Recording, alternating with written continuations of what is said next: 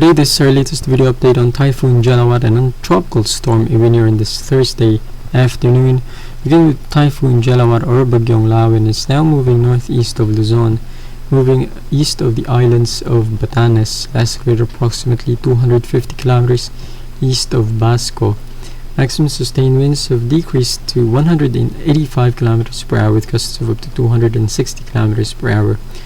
Jelawat has also started to move north-northwestward at 15 kilometers per hour and is forecast to turn more northerly in the next 12 to 24 hours.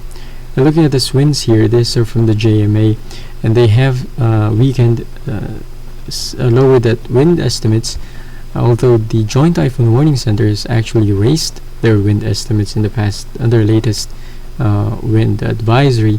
So differences here from Yaeyema and JTWC. If we follow Joint Typhoon Warning Center's 1-minute sustained estimates, Jelawat still remains a very powerful super typhoon category 4. And the first thing that definitely catches your eye here is that very impressive visible satellite image shot of this growing eye of Jelawat. Now has a diameter of around 60 kilometers per hour. Growing after successfully completing that eye wall replacement cycle yesterday. The system continues to be surrounded by very strong convective activity, still very symmetrical appearance overall, and again very strong typhoon still despite the weakening that has been observed in the past 24 hours. Now looking at the latest microwave image, again still showing that very impressive eye, is still surrounded by strong convective activity, strong banding around that eye wall. Some weakening being observed here on the southwestern side of the system, but again still remaining a very powerful system, and that being near the islands of the Philippines here. There are signal warnings issued by Pagasa. In fact, we have signal number 3 now up for Batanes group of islands, expecting the islands to experience sustained typhoon force winds in the next 12 to 24 hours.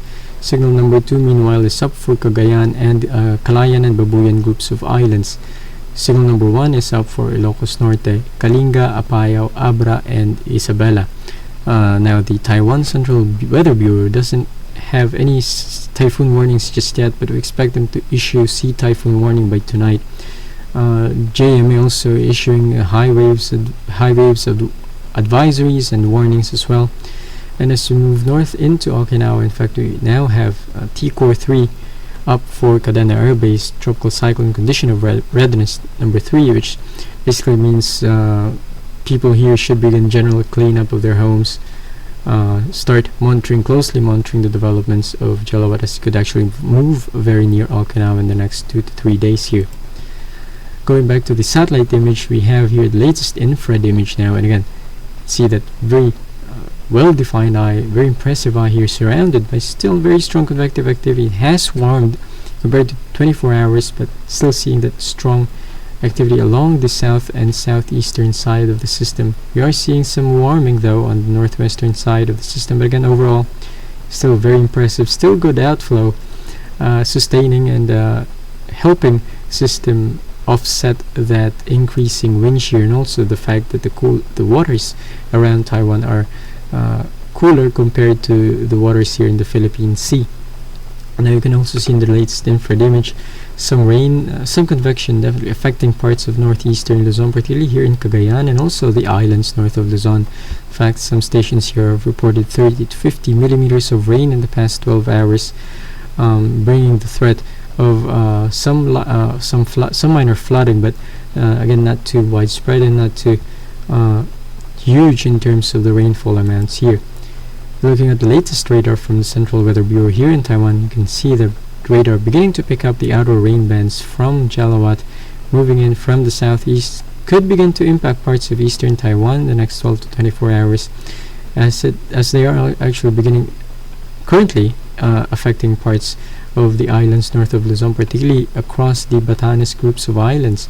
Now, along with the rains, some strong winds are now being reported across the Miyakojima and the Yaeyema Islands, the islands located east of Taiwan. If you look at the latest image here, these are the islands that we are talking about, and you can see here these are in meters per second.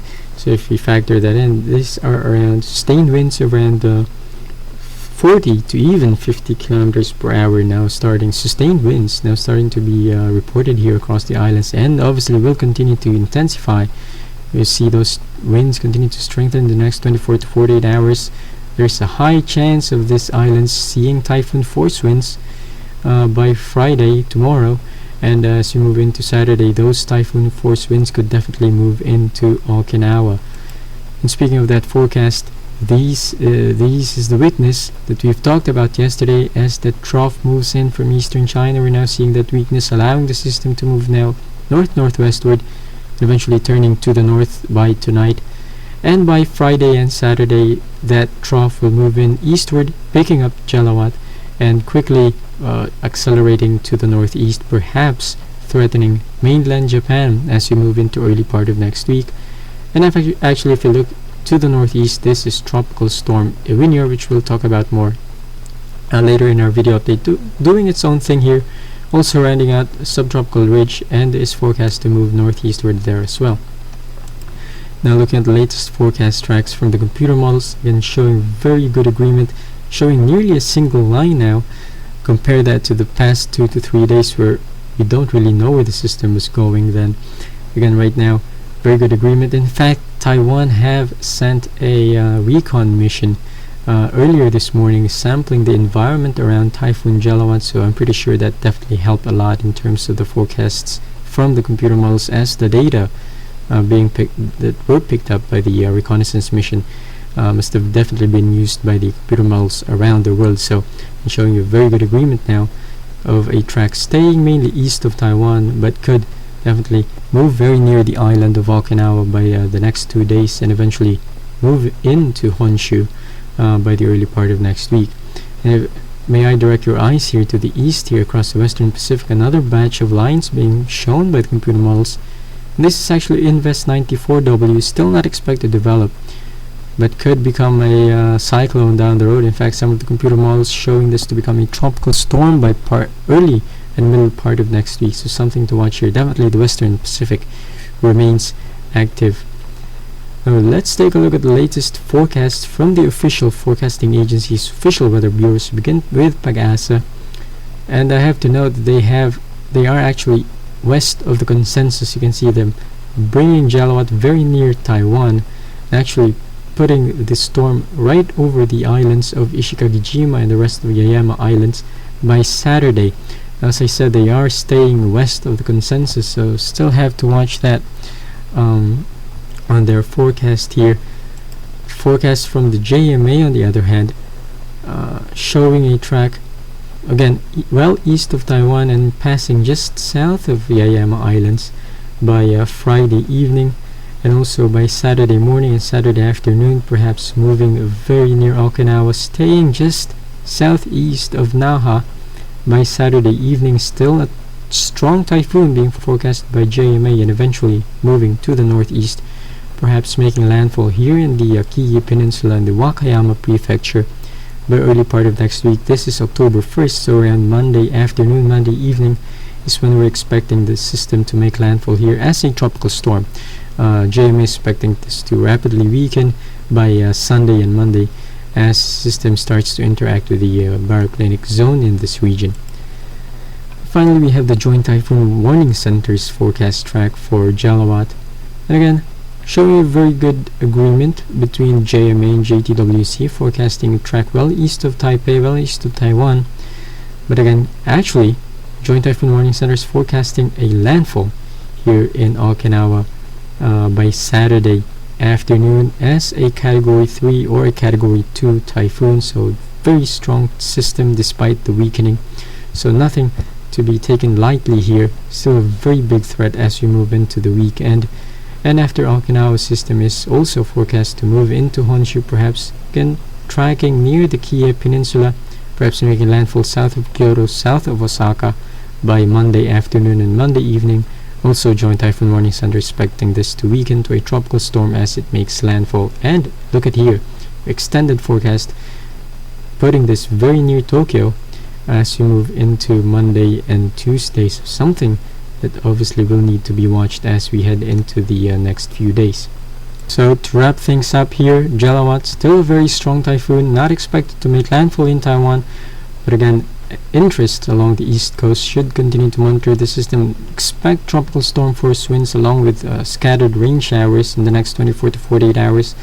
And that also same here for the Yaeyema Islands. They do have a higher chance of seeing typhoon force wind as we move into Friday tomorrow and into Saturday, and also expecting those heavy rain showers, perhaps even 100 to 200 millimeters of rains. And all of that will eventually move into Okinawa and the parts of Amami Islands here in the Ryukyu as you move into Saturday morning and also Saturday afternoon. In fact, Joint Typhoon Warning Center expecting this to make landfall in Okinawa. Still, some details to be ironed out, but the gist is the fact that we are expecting very strong typhoon winds in that region. And finally, move on to severe tropical storm Ewiniar, which has intensified in the past 24 hours, moving northward. Last located approximately 520 kilometers southeast of Tokyo, Japan. Maximum sustained winds have now increased to 95 kilometers per hour with gusts of up to 130 kilometers per hour. The system is moving northward at 20 kilometers per hour. And you can see in this latest visible image, system actually the satellite analysis from earlier this morning have suggested that an eye briefly may have formed from earlier this morning, but system has weakened in terms of satellite appearance. Still very strong tropical storm though, severe tropical storm, again staying well south of Tokyo, and it's not really forecast to strongly impact this region. And if you actually take a look at the infrared image, showing very weak convective activity here, very warm cloud tops and very fragmented. Also, if you take a look at the microwave image, we're only seeing that part of the northern part of the eye wall still having that banding, but majority of the storm, particularly here in the southwestern and southern portions, not showing much activity. Now, if you take a look at the latest radar image from Japan Meteorological Agency, picking up those outer rain bands actually from Ewiniar, it could move in from the southeast to the northwest, eventually impacting parts of the Chiba prefecture, and could actually move into the Tokyo area by tonight and into tomorrow. But for the most part, these are very light rain showers, mainly nuisance rain showers, not expected to be significant. Just something to keep in mind as well. And also, aside from the rains, we have strong winds being reported here in Itsu Islands, the islands just south of Honshu. If you take a look at the infrared image, the islands I'm talking about are located right over here. And if you take a look here, seeing sustained winds, these are sustained winds of up to 75 kilometers per hour. So definitely tropical storm force winds now beginning to be reported. And I won't be surprised if you see some of those winds translate across Chiba prefecture, especially along the southeastern coastal portions of Honshu tonight and into tomorrow. But again, only tropical storm force winds for the islands should improve by Saturday as Ewiniar moves northeastward.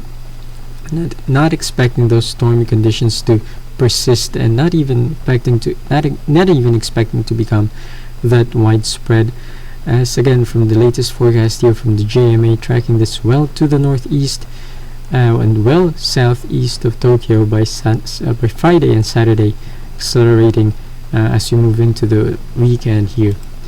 And also finally we have the Joint Typhoon Warning Center's forecast, and again also staying this mainly away from Tokyo, but again could still move in, bring some scattered light rain showers, also some breezy conditions, but nothing beyond that.